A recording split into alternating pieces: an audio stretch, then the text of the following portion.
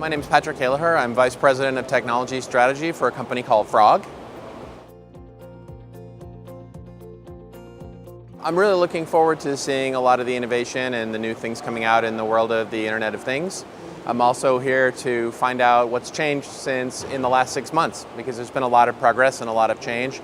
And I think this world is growing very quickly and evolving. And I think, for me, it's less about what happens in every particular event. It's more about what's changed since the last time and how does that narrative, how does that story improve over time. For me, it's about the idea of everything from enchanted objects in our daily lives to large-scale systems that support them. Being a part of our daily lives on a regular basis. So the things that we learned from and the way that the PC and the smartphone changed our lives, I think are going to have unexpected impacts on the way we live in the near and distant future.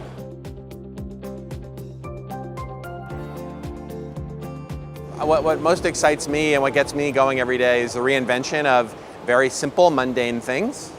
I think we all have examples in our life. We all know about, everyone makes a joke about having an internet connected toaster or having having a house that is magically animated, and I think those kind of cases are silly, and they avoid the real fact that there'll be some very important improvements in our lives that are going to be made possible by very subtle changes in the way we live in unexpected ways.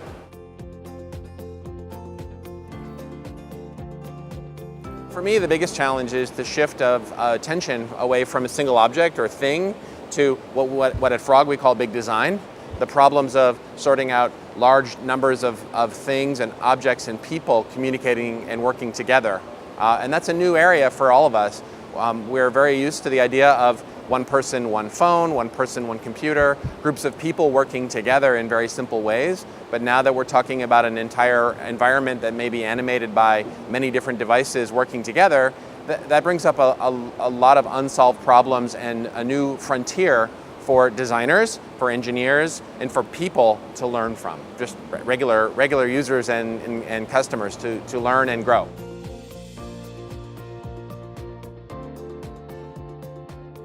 I think there's probably 3 groups that are really important here, and they may be not the ones you think of. I think it's going to be really important for governments and for infrastructure, people who provide infrastructure, to have the right attitude and to have the right policies in place that support the growth and adoption of Internet of Things technology, because so much of this is about, so much of the IoT is about collaboration on a fundamental basis. I think that's going to be really important.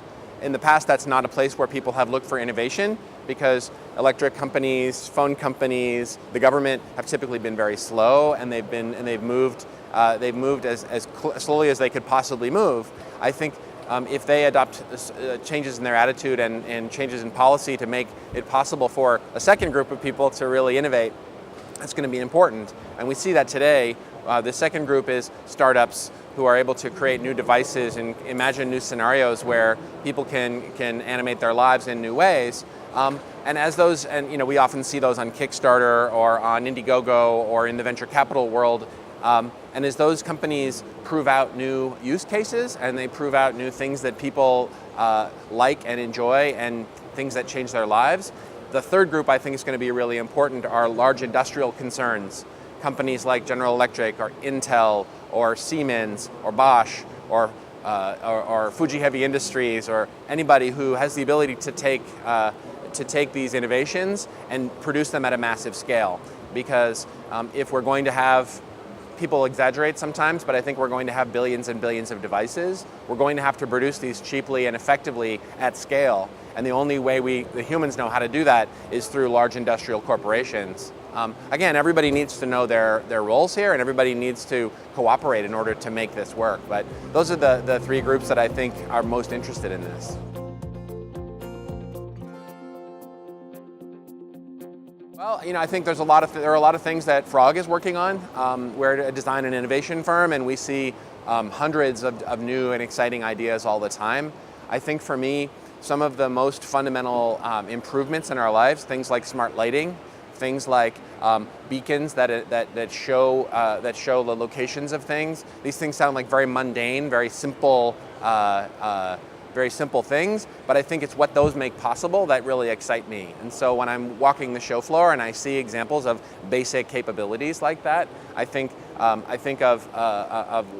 imagine all the things that are possible.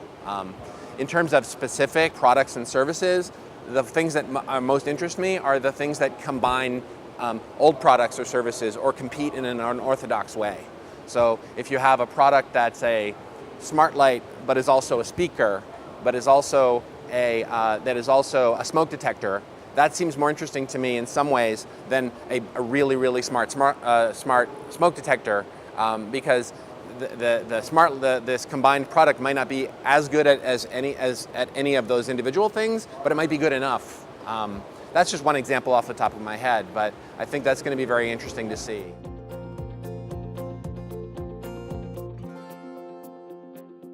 Barcelona is beautiful. I've been to Barcelona many times, and I'm always discovering new things. I find the Catalonia region beautiful and full of exciting places and people. And Barcelona has a history in design and architecture that every time I come to this region, every time I come to the city, I discover something new. I think for me, my girlfriend and I walked by by Sagrada Familia yesterday, my favorite building in the entire world. One of the things that is the most favorite for me is the fact that that building is still being constructed.